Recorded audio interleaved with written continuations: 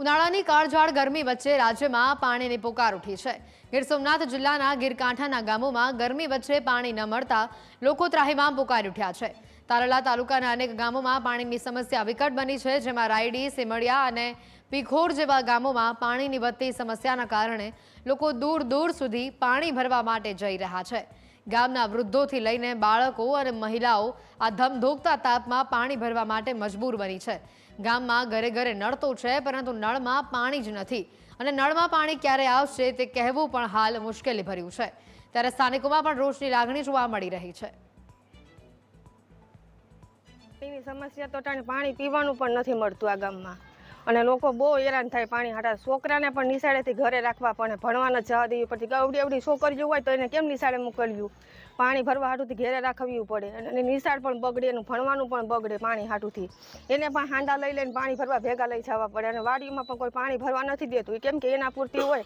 એ એમ કે અમારા માલઢોરનું અમારા પૂરતી હોય, તમને ક્યાંથી ભરવા દે? એક ફેરો ભરી જા પછી નહીં આવતા કે ભરવા, એવી રીતે કહી દે છે। ગામની અંદર પાણીની સમસ્યાની હિસાબે ઘણી વખત બાયુ બીજી જગ્યાએ પાણી ભરવા જાય તો ત્યાં બેડાવેથી પાણી ભરતી હોય તો બેડાવેથી લાંબો કિલોમીટર 2 કિલોમીટર સુધી પાણી ભરવા જવું પડે છે। પીવાના પાણીની એટલી બધી સમસ્યા છે, નાવા ધોવાનું કે ઢોર ઢાખરને પાણી પીવડાવવું એના માટેની મોટી સમસ્યા છે।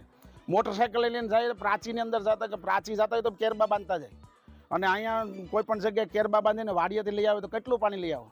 જેની પાસે સગવડતા છે એ લોકો ટાંકો લઈ આવે, પણ જે માણસો સવારમાંથી ઉઠીને મજૂરીએ જવાનું છે તો પાણી કેવી રીતનું લાવવું? આવી સમસ્યા છેલ્લા 10 વર્ષથી કન્ટિન્યુ છે। રજૂઆત કરો છો ત્યાં? કરે દર વખતે રજૂઆત કરીએ છીએ। ગામમાં પાણી જ નથી આ બે મહિના ઉપરથી, તો શું કરે મહિલા? પાણી તો થોડું ઘણું પીવા માટે લાવવું કે નહીં?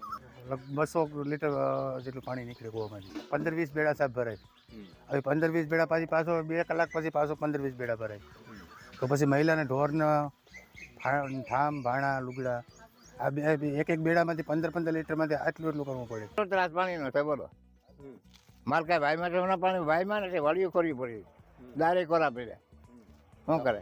ગામમાં પાણી છે જ નહીં બાપા? નહીં, પાણી નથી। અમારા ગામની અત્યારે મોટી તકલીફ છે, મજૂર વર્ગ છે અને નાનો વર્ગ હાવ રોજે રોજ મજૂરીએ જાય અને સાંજે 5 વાગે આવે ઘરે, પાણીના ધાંધિયા હોય, બરાબર?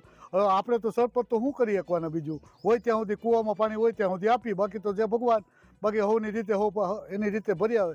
ખેડૂત હોય એની પાસે બળદગાડું હોય તો ટાંકા ભરી આવે, બાકી આ મજૂર વર્ગ આવે બીજા વાડીઓમાં દૂર દૂરથી કિલોમીટર 2-2 કિલોમીટર બેડા લઈ અને પાણી ભરી અને એના ઘરનું અને સવારમાં ઉઠીને તો એને મજૂરીએ વ્યવ જવાનું હોય। એટલે અધોગતિ પાણીની એમાં તમે કાંઈ ઘટતું જ નથી, આવી સ્થિતિ ખરાબ છે અત્યારે। અમને એમ થાય કે અહીંથી સ્થળાંતર કરી જઈએ અમે, આવી વસ્તુ અમને અત્યારે આમ મગજમાં બે છે એમ। હું